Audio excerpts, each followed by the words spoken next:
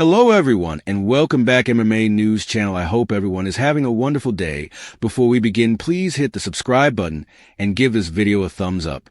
Trust me, it's a gamble. Alex Pereira's choice to corner Sean Strickland at UFC 312 rammed by previous twofold winner.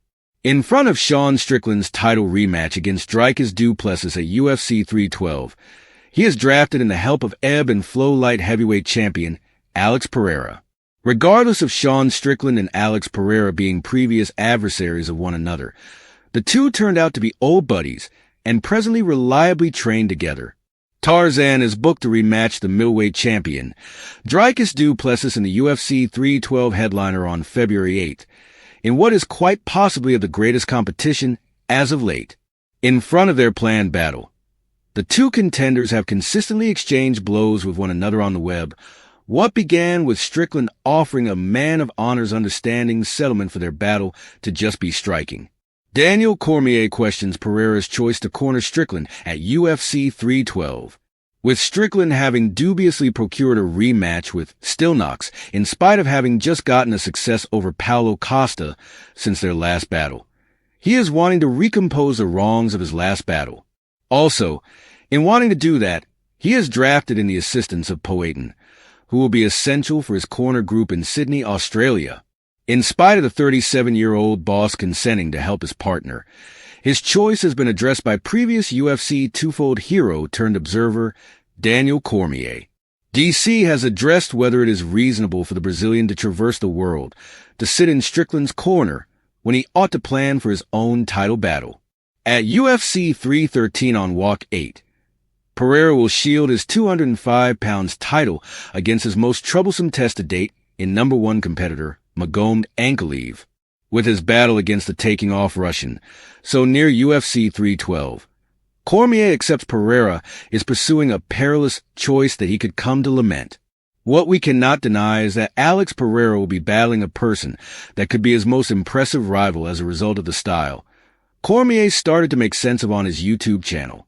Yet, we additionally need to produce into results that his relationship with Strickland is solid to such an extent that he will go across the world to corner him. As far as I might be concerned, it appears to be risky. It appears to be dangerous for Alex to go the entire way to Australia knowing all that goes into an instructional course and how hard that movement can be on your body while you're getting ready to keep on protecting your big showdown. So how solid is that bond? What amount does Sean Strickland currently intend to Alex Pereira for him to face that challenge? Since, trust me, it's a gamble, he proceeded. Alex Pereira keeps on prodding a move up to heavyweight. Preceding the UFC booking his title guard against Ankalaev, Pereira ceaselessly alluded to possibly climbing to heavyweight to take on John Jones in a super fight. Albeit in-between time champion, Tom Aspinall is as yet sure a title unification battle can be made. Pereira needs to make a splash by battling Bones himself. On the off chance that Jones stays close by to battle Aspinall, regardless of having conceded that he isn't enthused about the thought and will probably resign all things being equal, Pereira will watch out for that as he will possibly confront the victor. Alex Pereira set to corner Sean Strickland at UFC 312 3 years in the wake of taking him out. Sean Strickland will have a natural face in his corner when he endeavors to come out on top for his middleweight championship back from Strickland du Plessis at UFC 312.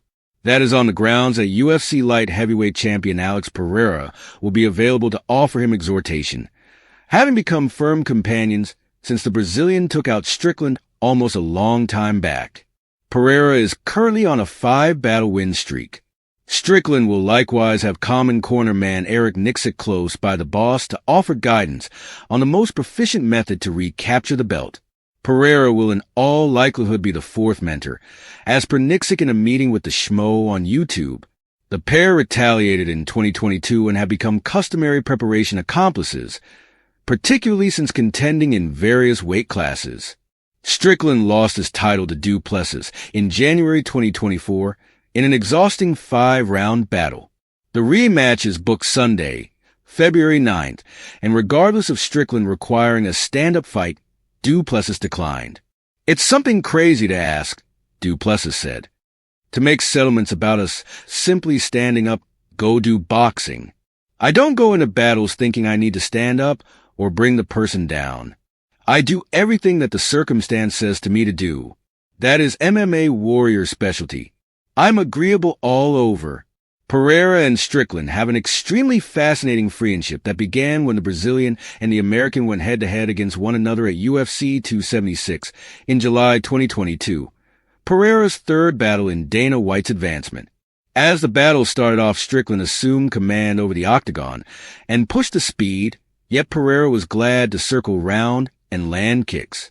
A couple of moments later, Pereira handled a spotless pass-on snare that sent the 33-year-old to the ground, and afterward got done with a right cross. The senior warrior, just as explosive in his grasp that a huge number in the UFC have now tumbled to. The 37-year-old is ostensibly the best stand-up contender in the advancement. The two have since become old buddies regardless of Pereira's little English. After a fighting meeting with the Brazilian, Strickland tweeted, "At Alexpo a Temporera, for what reason do you punch so hard? We have to get a logical report on this labor supply. Incredible seeing you, man."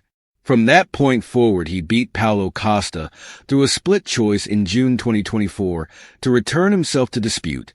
After 2 months, Du Plessis protected his title against rival Israel Adesanya, submitting him in the 4th round. A similar rival, Strickland, won his belt against in 2023 as the wagering dark horse through consistent choice.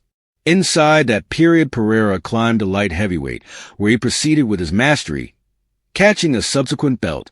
He is set to shield his title for a 5th time frame against Magom Ankalaev in spring at UFC 313, and afterward could climb to heavyweight, trying to turn into the very first 3-division champion. UFC forecasts: UFC 312, Dricus Du Plessis vs. Sean Strickland 2. Michael Bisping jumps out, during interview with One Peered toward UFC Warrior. Michael Bisping popped his eye out as he talked with individual UFC One Peered toward Warrior's Sherabutton Magomedov. The undefeated Russian will fight Michael Page at UFC Battle Night. Adesanya Vimavov after his viral twofold twist backfist knockout against Armen Petrosyan in October. Magomedov took out Petrosyan at UFC 308. Magomedov was given a third $50,000 execution reward for that session and has since rode his notoriety. He lost his right eye during an instructional course mishap in Thailand and thus required a 3-year break somewhere in the range of 2018 and 2021. During that time, there were different endeavors to turn around the harm by specialists, including 8 medical procedures. In any case, the best strategy was to eliminate it. Beforehand, the only one looked at contender in the UFC was previous middleweight champion Bisping. In front of the battle occasion in Riyadh, Saudi Arabia, the two met for a meeting. As Bisping took out his phony eye, as he did live on TalkSport in 2022, to Simon Jordan Shock, he said, "There you go. Presently we're siblings. Did you at any point contemplate getting one of these?" "I was told, yet presently I'm mulling over everything," answered Magomedov. Bisping proceeded, "It doesn't make any difference. You look great. You own it. I'm a P**********. Why? Everybody was tormenting me in it, expressing mean things.